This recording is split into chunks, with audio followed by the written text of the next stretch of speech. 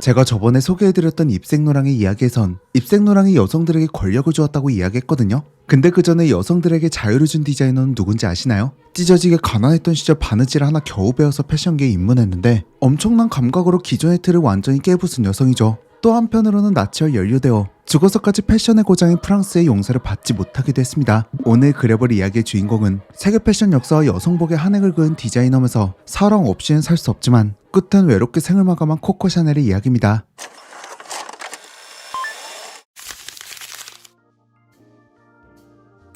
부잣집에서 태어나면 상류층과 어울릴 것 같은 샤넬이라는 이름과 다르게 그녀의 유년기는 그렇게까지 행복하진 않았습니다. 1983년 8월 프랑스의 소므리에서 태어난 가브리엘 샤넬. 그런데 그녀의 아버지에겐 샤넬을 환영받지 못한 탄생이었습니다. 일단 샤넬의 아버지인 알버트 샤넬은 여러가지 물건을 파는 보부상이었거든요. 근데 말이 좋아 보부상이지 이것저것 돌아다니기 좋아하고 여자를 밝히는 한량이었죠. 그러다가 1982년 겨울 프랑스 꾸우피에르의 한 여관에서 묵게 되는데 그곳에서 여관 주인장 동생 잔느 두부를 만났습니다. 18살이라는 어린 나이로 성실히 여관 일을 돕는 잔느였는데 어느 날 자유롭고 힙해 보이는 알버트라는 남성이 나타나서 자신에게 이쁘네 어쩌네 하면서 입에 발린 소리를 하고 자연스럽게 스킨십도 하는 거죠. 근데 알버트는 당시 나이가 27살이었고 두 사람은 9살이라는 나이 차이가 있었지만 알버트는 아랑곳하지 않고 잔느에게 직진합니다. 결국 두 사람은 밤을 함께 보내게 되었고 잔느는 임신을 하게 되었죠. 그런데 알버트는 관식이한테 걸리면 젖터지 금쪽이었어요. 애초에 임신한 여성을 책임질 생각도 없었고 이곳에 오래 있을 생각조차 없었기에 겨울이 지나고 봄이 되자마자 임신한 잔느를 버리고 도망치던 여관을 떠나버렸죠.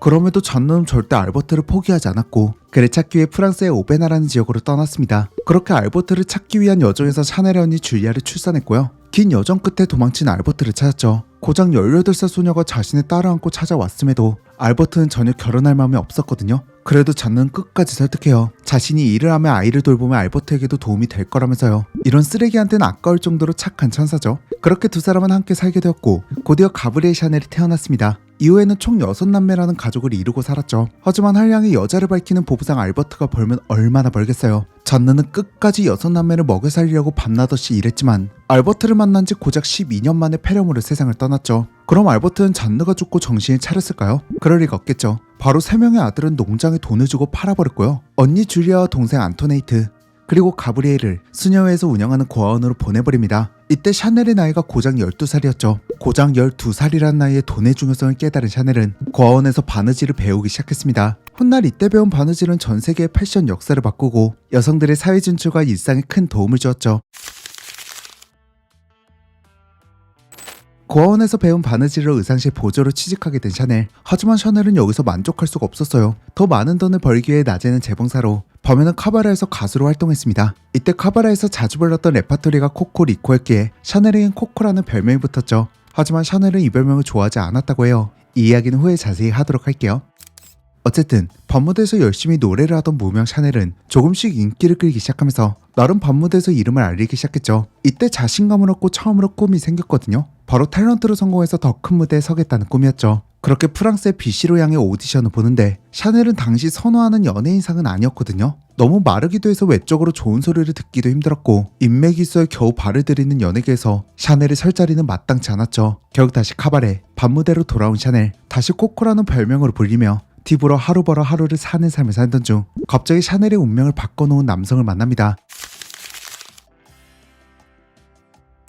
그날도 여느 때와 다를 것 없이 밤무대에 오른 샤넬. 근데 그날따라 귀티가 나는 에티엔 발장이라는 남성이 샤넬에 관심을 보였습니다. 그리고 무대 아래에서 대화를 해보니까 그 귀티가 그냥 나오는 게 아니었죠. 발장은 재단사 가문의 자식으로 군대의 유니폼을 납품하는 발장회사의 아들이었어요. 발장은 가문을 잇는 대신 폴로 선수로 활동하고 말에 관련된 사업을 하면서 여러 여자를 만나는 전형적인 부자의 삶을 즐기는 남성이었습니다. 발장은 샤넬에게 부를 과시하며 첩이 되라고 제안했거든요. 당시 프랑스는 부를 과시하고 얼마나 많은 첩, 스폰서를 데리고 있냐도 부의 상징이 되었던 시대였습니다. 그렇게 많은 여성이 이 첩을 노리고 도시로 향하기도 했죠. 어쨌든 발장의 저택에 들어가 스폰서 생활을 하지 않겠냐는 제안을 받아들인 샤넬. 지금이라면 이 더러운 제안을 거절했겠지만 당시 샤넬은 스폰서보다 가난이 더 더러웠기에 이 생활을 청산하기 위해 발장의 제안을 받아들입니다. 그렇게 샤넬은 이때 처음으로 상류층에 입성하게 되었죠. 발장의 집으로 들어가 상류층 생활을 즐기기 시작한 샤넬. 이때 다른 귀부인들이 입는 패션이 그녀의 눈에 들어오기 시작했어요. 그 당시에는 그녀들이 입는 패션 자체가 유행이 되었던 시절이었거든요. 근데 샤넬은 귀부인들의 스타일이 마음에 안 들었습니다. 발장의 집에는 샤넬 말고도 다른 여자들이 많았는데 대부분의 여성이 몸매가 꽉 드러나는 드레스, 숨도 안 쉬어질 만큼 꽉 조인 코르셋과 돌아다니기도 힘든 긴 롱스커트를 입고 있었죠. 근데 샤넬은 몸도 꽉 말라서 그런 옷을 싫어했고 주렁주렁한 모자나 액세서리는 더더욱 싫어했어요. 그리고 이때 샤넬이 승마의 재미를 붙였거든요. 근데 이 드레스는 아무리 생각해도 승마할 때 너무 불편한 거죠. 결국 발장에게 바지를 빌려했거나 재단사에게 승마용 맞춤 바지를 제작해달라고 의뢰하기도 했어요. 당시 여성이 바지를 입는다? 일어선 빌런보도 쳐다보거나 보기도 힘든 광경이었죠. 근데 주변 상류층 사람들은 그런 샤넬의 파격적인 행보와 당황스럽기보다는 나쁘지 않은데라는 반응을 보였어요. 그만큼 그녀의 감각이 아주 좋았던 거죠. 그리고 이때 자신의 가능성을 알기 시작한 샤넬은 본격적으로 자신의 이름을 건 사업을 하고 싶었거든요. 그래서 발장에게 부탁해 작은 모자 가게 하나를 열었습니다. 그리고 판매는 정말 잘 됐어요. 일단 발장에겐 수많은 여자친구들이 있었잖아요. 그들이 모두 샤넬의 고객이 되었던 거죠. 그리고 그런 그녀들이 쓴 모자를 보고 다른 상류층 여자들이 고객이 되기도 했습니다. 이렇게 디자이너로서 이름을 알리던 샤넬에겐 평생을 사랑했던 아서 카펠이 나타납니다. 모자 가게도 잘 되고 발장과도 나름 좋은 관계를 유지하던 중 발장의 친구 보이라는 별명을 가진 카페를 만났습니다. 여기서에는 화물선 같은 상선을 운영하는 가문의 아들로 뭔가 과묵한 매력이 있는 남성이었죠. 당시 상류층 여성들과는 결이 다른 샤넬, 당시 상류층 남성들과는 결이 다른 카펠, 두 사람은 서로의 매력을 단번에 알아봤고 바로 연인으로 발전합니다. 사랑과 사업 둘 다 잘 해냈던 샤넬, 이때부터 본격적으로 사업을 키우고 싶다는 욕심이 생겼거든요. 근데 문제는 돈이 없었어요. 그래서 발장에게 부탁을 해보지만 발장은 절대 안 된다며 단호하게 거절하죠. 이렇게 막막했던 샤넬에게 선뜻 돈을 빌려주겠다는 사람이 나타납니다. 바로 그의 연인 카펠이었죠. 카펠은 금전적인 지원뿐만 아니라 은행 대출을 받을 수 있게 도움을 주고 사업에 관한 조언을 아끼지 않았습니다. 그동안 그녀는 모자를 만들어 팔았지만 이 시점부터는 본격적으로 옷을 만들어 팔기 시작했습니다. 일단 앞서 샤넬은 굉장히 말랐다고 했잖아요. 그러다 보니까 몸매가 드러나는 옷을 별로 좋아하지 않았고 디자이너로 갓생을 살던 여성이다 보니 긴 드레스나 코르셋을 아주 싫어했어요. 근데 이때 샤넬의 확장한 매장이 도빌이라는 휴양지에 있었거든요. 주말이나 휴가철만 하면 상류층 사람들이 넘쳐나는 곳이었는데 여성들도 휴가를 올 땐 좀 편하게 입고 싶을 거잖아요. 이 부분이 샤넬의 디자인 철학과 맞아떨어졌죠. 일단 스커트의 길이를 짧게 자르고요. 답답했던 코르셋을 제거하면서 몸매가 드러나는 옷이 아닌 널널하고 편안한 옷을 디자인해서 시장에 내놓았습니다. 거기에 작은 키를 커버해줄 수 있는 투톤 슈즈를 내놓았는데 이런 샤넬의 옷은 여성들에게 자유로움을 선사했죠. 그러던 중 1991년 제1차 세계대전이 발발하는데 이때 그녀는 도빌과 비아리츠라는 휴양지의 두 곳의 매장을 운영 중이었어요. 이제 전쟁도 나고 혼란스러우니까 사업을 접어야 하나 고민했었는데 이때 카펠은 조용히 지켜보라고 조언하죠. 이후 정말 카펠의 말대로 휴양지였던 도빌과 비아리츠로 사람들이 피난을 옵니다. 그리고 전쟁에 남성들이 많이 참전하니까 여성들이 경제활동을 많이 했거든요. 그러다 보니까 기존에 불편했던 옷을 입을 수 없었던 거죠. 그래서 샤넬의 편한 옷들이 더 불티나게 팔렸고 입소문으로 유럽 전역으로 퍼지는 계기가 되었습니다. 이렇게 앞으로 창창한 미래만 펼쳐질 줄 알았지만 인생은 또다시 큰 시련을 주었습니다. 이렇게 샤넬과 카펠은 연인관계를 유지하던 와중에 카펠은 야망이 있게 귀족 여성과 결혼을 했거든요. 그럼에도 샤넬은 이해를 했어요. 누구보다 성공하고 싶은 욕심을 알고 있었으니까요. 그리고 1919년 겨울의 늦은 밤 누군가 시끄럽게 샤넬의 집 초인종을 눌러댑니다. 불길한 느낌의 곧장 문을 열어준 샤넬은 곧이어 충격적인 소식을 듣게 됩니다. 바로 그녀의 연인 카펠이 교통사고로 사망했다는 소식이었죠. 카펠은 파리에서 칸으로 이동 중에 타이어가 터지며 사고로 이어져 사망했는데 그가 파리에서 칸으로 이동한 이유는 지금도 의견이 두 가지로 나뉩니다. 일단 첫 번째는 크리스마스를 샤넬과 보내기 위해 칸으로 이동했다는 썰이고 두 번째는 샤넬과 파리에서 시간을 보낸 뒤 크리스마스를 가족들과 보내기 위해 칸으로 향했다는 썰인데 어쨌든 두 가지 가설 모두 샤넬과 연관되어 있죠. 이렇듯 만나기로 약속했던 혹은 어제만 해도 함께 시간을 보냈던 애인이 다음날 영영 볼 수 없는 상태로 돌아온 것이었습니다. 샤넬은 소식을 듣자마자 하룻밤을 꼬박 새워 사고 지점까지 운전해서 달려갔습니다. 그리고 현장은 아직 정리도 되지 않은 상태였고 그 모습을 본 샤넬은 바닥에 주저앉아 몇 시간을 목 놓아 통곡했죠. 그리고 샤넬은 집으로 돌아와 커튼이 맺힌 후 모든 가구를 블랙으로 바꾸기 시작했습니다. 너무 큰 슬픔과 상실에 블랙을 선택한 것이기도 하지만 이 블랙이 또다시 샤넬에게 큰 영광을 주었죠. 한 번쯤은 이 샤넬이 리틀 블랙 드레스를 보셨을 거예요. 일단 샤넬에게 블랙과 화이트는 떼놓을 수 없는 존재였거든요. 대부분의 귀족들이 얼마나 화려한 색을 입느냐로 싸울 때 샤넬은 절제된 블랙과 화이트를 선택했죠. 이것은 고아원에 있을 당시 샤넬이 입던 옷과 색깔이 비슷합니다. 즉 샤넬에게 블랙과 화이트는 생존을 위한 색이었던 것입니다. 카펠의 죽음으로 모든 것을 잃었다고 답했던 샤넬은 또다시 생존을 위한 블랙을 선택했고 그것으로 이 리틀 블랙 드레스가 탄생하게 되었습니다. 만약 이때 샤넬이 블랙을 대중화시키지 않았다면 이 절제되고 세련된 블랙을 우리는 더 늦게 일상에서 접했을 수도 있다는 해석이 존재할 만큼 아주 영향력이 컸습니다. 이후 샤넬은 연애는 하되 절대 결혼은 하지 않겠다는 결심을 하게 되었고요. 샤넬은 카펠의 죽음 이후 수많은 남성과 관계를 이어갑니다. 일단 당시는 샤넬의 패션의 아이콘이 되었고 그토록 원하던 상류층에 자기 스스로의 힘으로 입성하게 되었죠. 이때 본격적으로 화가 피카소나 작곡가 이고르와 같은 유명 예술가들과 어울리기 시작했고요. 한때는 러시아 왕족이었지만 쫓겨난 귀족 드미트리 대공과 연애를 시작했습니다. 드미트리는 샤넬의 귀한 보석들을 계속 보내면서 구애를 했거든요. 샤넬은 귀한 진주나 보석을 받으면 영감을 얻게 되었고 이때 처음 주얼리 라인을 대중에게 선보이며 또 한 번 성공을 거두게 되었죠. 그리고 드미트리와 휴가를 보내고 있던 와중에 당대 최고의 조향사인 에르네트 보라는 사람을 소개받았는데 이때 샤넬은 향수에 욕심을 갖게 되고 그에게 향수를 만들어달라고 부탁했습니다. 그는 곧장 10가지 정도의 시제품을 만들어 가져왔는데 그중 5번째 시제품이 샤넬의 마음에 들어왔고 곧장 샤넬은 넘버5라는 이름과 함께 우리에게 익숙한 WC 로고를 만들어 붙였습니다. 1921년 샤넬에게 가장 많은 돈을 벌어다준 샤넬 넘버5가 세상에 공개됐고 샤넬은 VIP들에게만 향수를 보내주면서 마케팅을 했습니다. 금세 VIP 향수라는 입소문을 타 미친듯이 판매가 되었죠. 하지만 향수를 찾는 사람은 많은데 이 생산이 공급을 따라가지 못하는 거예요. 그때 샤넬의 눈앞에 또 다른 남성이 나타납니다. 바로 파리의 유명 백화점 라파에트의 주인 피에르 베르타이머였죠. 그렇게 샤넬 넘버5를 만든 에르네트 보, 향수의 주인 샤넬, 그리고 생산과 유통을 책임진 피에르까지 이 셋이 모여 샤넬 코스메틱을 세워 전 세계에 공급하기 시작했죠. 거기에 마릴린 먼로를 모델로 사용했습니다. 그리고 멀로의 한마디에 미친 듯이 바이럴이 되었죠. They ask you questions like, well, just an example, what do you wear to bed? Do you wear pajama tops, the bottoms of the pajamas, a nightgown, or... So I say Chanel number 5. It's the truth. 이 한마디로 30초에 한 병씩 팔리는 전설을 만들어냈죠. 이 계약에서 샤넬은 10%의 수익금만 가져가기로 했는데 훗날 이 계약이 마음에 안 든다며 소송까지 했지만 이 계약은 끝까지 달라지지 않았습니다. 이 시대 샤넬은 미니 블랙드레스, 주얼리 라인, 향수와 뷰티, 그리고 트위드 수트까지 선보이며 그야말로 인생 최고의 전성기를 누렸죠.